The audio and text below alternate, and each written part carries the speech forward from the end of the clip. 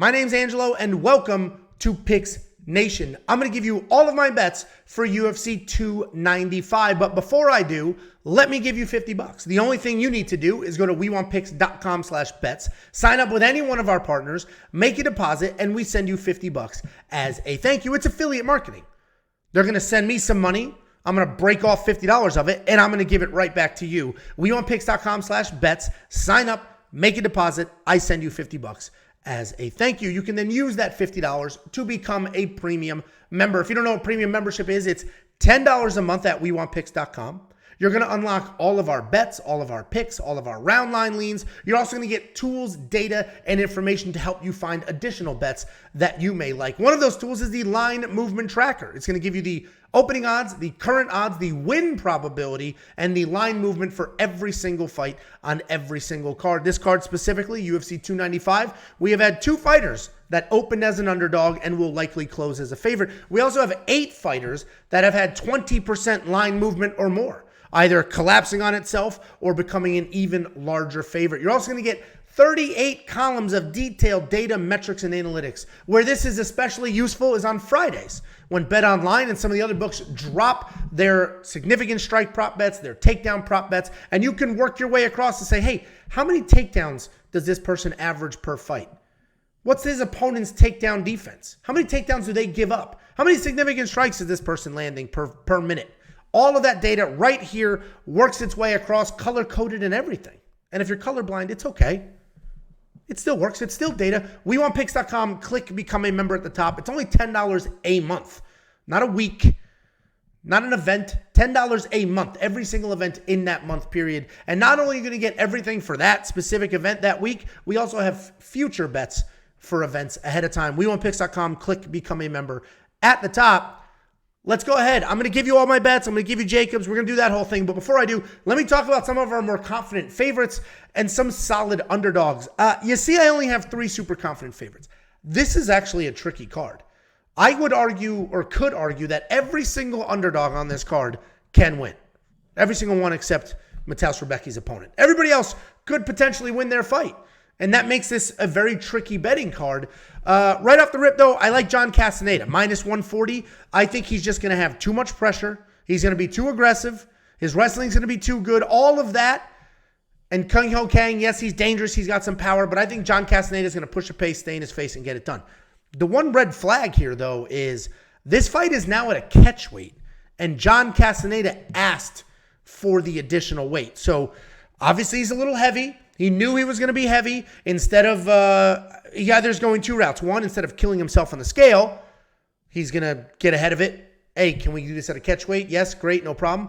Or he knew he was going to miss weight, didn't want to risk the fight getting canceled, all of those things. I don't know, but either way, John Castaneda asked for a catch weight here. Let's just assume, that's all I can do. I had this bet placed before that he's still going to be in shape. He's still going to be his normal self with the forward pressure, with the aggression, with the wrestling. Then we have Mateusz Rebecki. He was always on this card. He lost his original opponent. They have giving him a new opponent. The line's a little bit juiced here.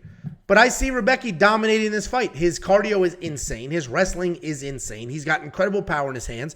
His opponent can get taken down. His opponent can get chinned. I think it's a pretty straightforward win for Mateusz Rebecki. If you go to BetOpenly, you'll get far better odds than you will at a traditional sportsbook. If you don't know what BetOpenly is, it's not a sportsbook. They are not a casino. It is peer-to-peer betting. So it's me betting you. So if I have a Mateusz Rebecki bet on the board, I have it at minus 525. You have it at whatever the other side of those odds are, plus 525. And if I win, I take your money. If you win, you take my money, which is how they're able to do this without crazy odds, right? A sports book wants to take your money. They need you to lose. They want you to bet on Rebecki. That loses, they keep all your money. This, they don't care, right? It's your money, my money, and we're just swapping between each other. So it doesn't matter who wins or loses. So you are going to get better odds over there. Mackenzie Dern, minus 200.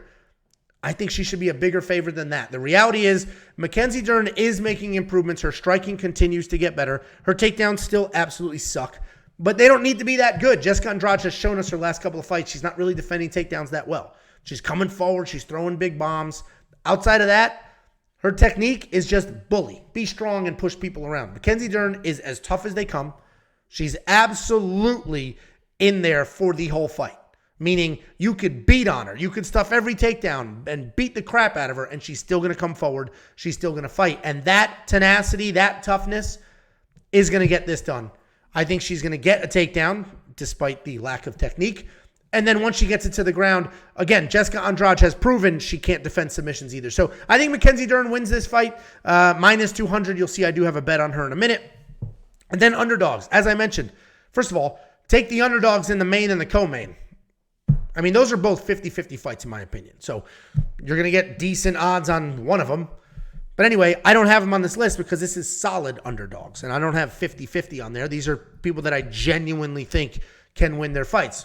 For example, last week I bet against Angela Hill, but she was listed on my solid underdogs because I knew that tried and true veteran savvy could potentially get it done, and it did. Anyway, we got Vyacheslav Borshev, minus 101, basically even money. He is the dog here. The reality is he could be taken down. He could be ridden out. But this guy gets up time and time again. He's been taken down 24 times, and he just keeps standing right back up. He hits like a freight train. His opponent gets hit. I think Vyacheslav can absolutely get this done. He is fighting Nazim Sadikov. That guy is a pretty good striker himself. But the fact that he's not a wrestler gives me a little bit of hope here for Vyacheslav Borshev. This line has tightened quite a bit. He is another one of these fighters that could potentially flip to a favorite. Then we got Mark Madsen. This is a tricky one because I do think he loses this fight. He is 40.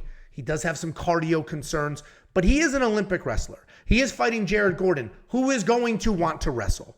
And Mark Madsen does get taken down, and that's the one reason that I picked against him. But if Mark comes forward, if Mark initiates the takedowns, he could win this fight. The reality is we have grappler versus grappler, wrestler versus wrestler. One of them is an Olympian. And Jared Gordon's a little younger. He's 35. He's not 25. So Mark Madsen might be a decent underdog at plus 165. Tabitha Ricci plus 150. This is another, I picked the other side. I have not bet the other side, though. I think Tabitha Ricci has a real opportunity to win this fight. She's fighting Lupi Godinez. Lupi Godinez, nasty wrestler, good hands. Should be the better wrestler, should have the better hands. But Tabitha Ricci is very strong. She will come forward. And we have seen Lupi Godinez be inconsistent. She doesn't show up every single fight ready to go. She has had mental lapses in fights. She's refused to wrestle sometimes for no reason at all. If Tabitha Ricci gets Lupi Godinez on a bad day, and Tabitha Ricci comes forward, grinding, wrestling, pushing heavy, she could sneak out a win. And then Matt Frevola at plus 187. I think this line's a little bit disrespectful. Matt Frevola has been wrestling his entire life. He's a good wrestler. Matt Frevola has insane power in his hands. He knocked out Drew Dober. And I get it. Benoit Saint Denis has looked unbeatable lately. But the reality is, Benoit Saint Denis wants to come forward and wrestle, and Matt Frevola is probably the better wrestler. Benoit Saint Denis has learned to wrestle these last couple of years. Matt Frevola has wrestled his entire life. So Matt Frevola may be a very solid underdog here. I'm going to keep looking at this line. I'm probably going to throw maybe a half a unit on him at an underdog spot. But anyway, here's some favorites that I'm pretty confident in, some underdogs that I think might be worth a second look. Let's look at my actual bets. This is what I've done with my money so far. I have Mackenzie Dern, minus 177. Got a little bit better odds than you can get today, but a full unit on her for all the reasons I just mentioned. I think she's just going to be the better fighter literally everywhere except raw power. I mean, that's what Jessica Andrade is, just powerful and a bully, but Mackenzie Dern should be better everywhere. Should get it done. I think we're getting a discount on her because as much as I think her takedowns are absolute dog shit, the bookies must think that too because they're giving her a little bit of a discount here. Minus 200, minus 177. She should steamroll Jessica Andrade. Then we have John Castaneda. I got him at minus 145. Again, the weight issue is a little bit of a concern. That just came up yesterday. I've had this bet for 4 or 5 days now. I'm going to leave it. I just think he's going to be the better fighter as well. I think the forward pressure, the nonstop wrestling, all of that is going to work in his favor. He could get it done. Kyung Ho Kang has very real power in his hands. But outside of that, John Castaneda should be a little faster, a little sharper, a little busier. The only prop bet I have so far, there's a whole bunch of inside the distance decision no action bets that I'm probably going to add to this. So if you're a premium member, make sure you turn on your alerts in the Discord so that you can get those alerts to your phone as soon as we place those bets. But for now, the only prop bet I have is over 1.5 on the main event. I think Jerry Prochazka coming back after, a year and a half away, 2 years away, whatever it is, he might take a minute or two to get his hands going, right? I don't think he's going to come charging forward with arguably the best striker in the division. Alex Pereira has never been a fast starter. I mean, even the people he's putting out, he's not doing it in a minute. He plots, he takes his time, he looks for his openings, he gauges his range. Both of these men have gone 5 full rounds. I think 1.5 was a borderline gift of a round line lean. So the over at half a unit minus 145. It's only half a unit because, I mean, these are still two very, very dangerous guys. And then I have 2 different parlays going. This first parlay, I will call it the public pressure parlay. I don't necessarily love Steve Erceg. I just don't. But I'm man enough to admit maybe I'm wrong here. Maybe I'm judging a book by its cover, and a guy that looks like if he fell down, he would break 6 bones in his body. Maybe I'm judging his skill set off appearance alone. Because of that, I do have a little parlay. I got Steve Erceg and Joshua Van, 2 prospects that people are very high on. I threw a unit on it. It is plus 121. I am open to feedback. I hear the opinions. I listen to Jacob. I read the comments, and I go, maybe I'm getting this one wrong. Maybe Steve Erceg is better than his frail body indicates. So I do have this parlay going. The second parlay I have, I've called this the risky favorites. Jared Gordon could potentially lose this fight. He's fighting an Olympian. Jamal Emmers, the judges hate this guy. He won his last fight, and the judges were like, nah, you're good. Nah, we're not going to give you that. The judges hate this guy. And if we got Dennis Bazooka, the local guy, coming forward, trying to shoot 1 million takedowns, whether he gets them or not, we might get another bad decision, and Jamal Emmers may get screwed again. So this is a risky favorites parlay. I do think they both win. I have picked them both. I only have a half a unit on it, but that is also a plus money parlay. Speaking of parlays, I have the safety parlay. Didn't go well last week, thanks to Gabriel Bonfim. What an absolute... that bloodline... Calm down. Both the Bonfim brothers are bums. Bums. Cardio-less bums. All the talent in the world and no cardio. Your fat ass can't make weight. Your brother looks great for 5 minutes, and it just bums. Bums. This safety parlay, though, I'm much more confident in, and this is a very, very tricky card to get a safety parlay going. But I found my spot. I have a money line and a round line prop. I've married those together. The odds are minus 226, and before you blow your load, those odds, it's safety parlay. It's not, let me put 15 names together all week, brag about my plus 1,200 odds, and then have it fall apart at the end of the week. The goal for the safety parlay is to be safe. And yes, it missed last week, but overall, we're up about 2 units per month every single month from the safety parlay alone. So this week's safety parlay is a money line and a round prop that I have put together. I put a unit on every single one of them. You could do whatever you want. If you want to unlock that safety parlay, peek behind the curtain. It's $10 a month at WeWantPicks.com. Click Become a Member. You're going to get this and literally everything else. Let's take a quick look at what Jacob's got going on. Most of Jacob's bets, 90% of them, are going to be for premium members only, but here's a little taste, a little dabble. He's got about 10 units going so far. It's Thursday. We have a whole bunch of props to drop tomorrow. We still have weigh-ins. There's a lot of betting left to happen, but for now, Jakey Boy's got about 10 units. He's got a couple of props. He's got Diego Lopes wins inside the distance, decision, no action at minus 110. All that's saying is if Diego Lopes finishes Pat Sabatini, Jakey Boy is going to get paid.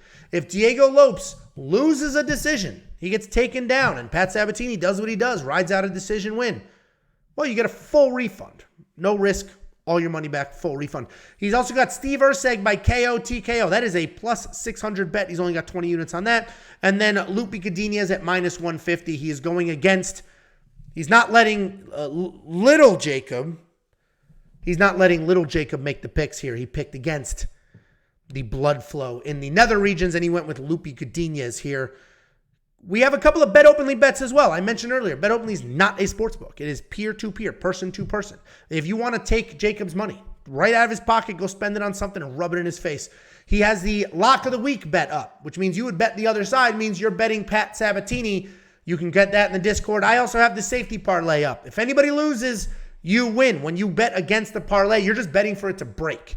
So if the round prop doesn't happen, if the money line doesn't happen, you win, you get paid. Anybody who went anti-safety parlay last week made a little bit of money, so check all that stuff out in the Discord, or you go to WeWantPicks.com/betopenly.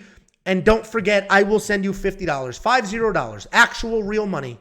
All you need to do is go to WeWantPicks.com/bet, sign up, make a deposit. We send you $50 as a thank you.